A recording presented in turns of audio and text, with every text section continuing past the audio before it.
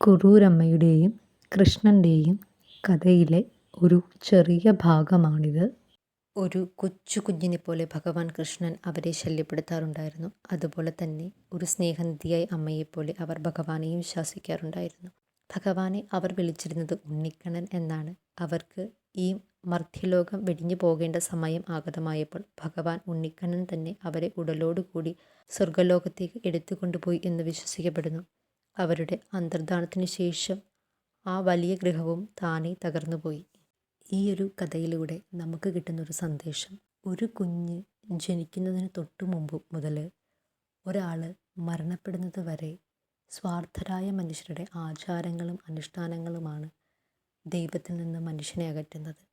ദൈവത്തിൽ വിശ്വസിക്കുക, ഭക്തി എന്ന് പറയുന്ന മനസ്സിൻ്റെ ശുദ്ധിയാണ്, ശരീരശുദ്ധി അല്ല എന്ന ബോധത്തോടു കൂടി ജീവിക്കുക.